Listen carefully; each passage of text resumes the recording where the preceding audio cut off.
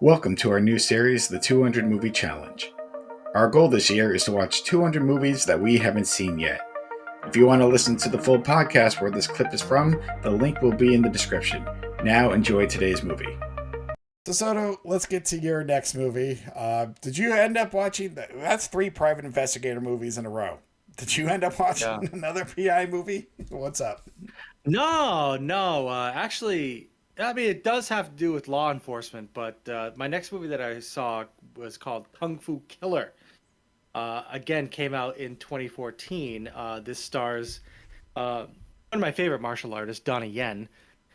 So this is your typical kind of Hong Kong martial arts movie, and I needed to watch something that was a martial arts movie that was more what I was looking for outside of, that was a little bit different than Shadow. Yeah. So first things first, I wanted to see something that had color in it, and I wanted to watch a martial arts movie that had martial arts fighting in it. Now, the plot for this movie is Donnie Yen, who's always a badass.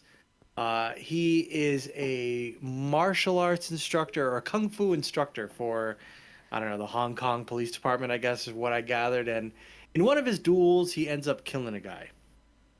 And so he turns himself in, and he ends up, doing his debt to society, and he's in jail, and because he knows that he used his martial arts for evil, and killed somebody. So through a series of circumstances, however, he has developed a fan. And that fan wants to be, he wants to conquer all the different kinds of martial arts disciplines that are around, whether it be grappling or weapons or kicking or anything like that. Like, this guy comes up and he starts kind of targeting masters in these different disciplines, like a serial killer, but kung fu. So this guy keeps going after different dudes, and eventually he wants a piece of Donnie Yen. And so Donnie Yen, he sees that these crimes are taking place, and he sees the patterns. Now he's in jail, and his character is like, I can help with this. So he talks with the main lead investigator, and he's like, hey, if you let me out on leave, I think I know what this guy's motives are, and I can help. And that's pretty much the premise of the movie. They start hunting down this rogue, evil kung fu guy, and yeah, so there's a lot of fighting, and that ensues, and it's pretty great. And it was a nice, refreshing martial arts movie. It didn't require a lot of my thought. I go back to, if I'm watching a movie that I don't want to really think about, I'll watch a horror movie or I'll watch martial arts. And I love Donnie Yen. One of my favorite movies that he has called Flashpoint, where he pretty much plays a detective in Hong Kong whose main way of interrogating customers, interrogating criminals, is he just beats the shit out of them. And I love that. And Flashpoint is great. I love pretty much anything that Donnie Yen is in. He's in the Ip Man movies as well. But for this movie in particular, it was good. It came in, it got out, it did its thing, it had good martial arts. I'm not a big fan of CG stuff in my martial arts. I like the more brutal kind of realistic stuff. And yeah, I know there are some modern movies that have a lot of CG, or they have CG parts. I felt that the CG in some of these fights kind of took me out of it a little bit. I'm much more a fan of things like the Raid 1 and the Raid 2, which is a lot more visceral, and it just feels more real. And that was my only real criticism of this movie. Other than that, I thought it was great. It was a love letter to a lot of Hong Kong martial arts movies. There's a lot of guys that have been in other movies that were in this as well, and there are references to Jackie Chan's Drunken Master. And overall, this is great. It was 110 minutes long, and it was perfect for, I think I saw this on a Tuesday night. Tuesday or Monday night. It was in and out. I think it was Monday night, actually. It was in and out, and I didn't have to do too much thinking, and it was great. It was Donnie Yen. It was over, and things were resolved as we like. There was a beginning, middle, and end. And yeah, overall, I thought this was decent. And as far as where I rank it above the Peanut Butter Falcon.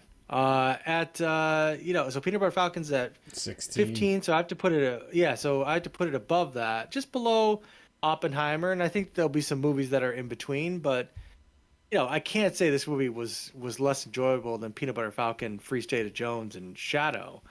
So I have to put it kind of in that tier, and we'll see how long it stays there. But I think that it being the new 15 is where that's going to be. Yep, it was just right underneath Oppenheimer. Or 16. 16. Yeah, because you added whatever. Well, I knew what you meant. Correct.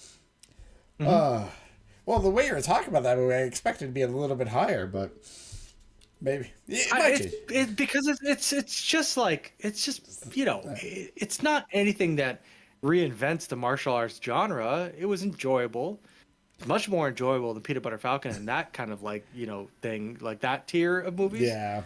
But I can't say it was above some of the other ones that it's been in. For example, The Fall Guy, which I've talked about, and Ryan Gosling again. Fall Guy was fun the whole time, and it was done really well, and like that the way that was. But Kung Fu Killer, yeah, I think that 16 is a perfect place for it. I can't believe just thinking that we're ranking shit at 16. I don't know why. Just wait till we're ranking shit at 66. This film's number 84. Oh my god! Yeah, I feel like this film is right in the 70s. I think that's where it's going to be. That's future you and I are going to have that conversation. Oh, I'm going to love it.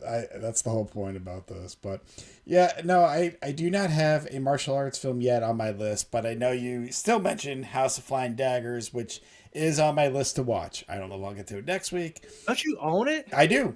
I do. So we worked at Blockbuster. So you know how many movies I own that I have not seen. Hence, I can add to this. It's just that's what I love. But that's just how we're going. It is. It is. I'm not gonna lie. It is. It's just the way I am. You have to open it and put it into the PlayStation. The other ones you stream, you just hit play. Yeah. No, I mean, and I will. So reject it. Yeah. It will be watched this year. I have a feeling since you suggested it, it'll definitely be watched this year. So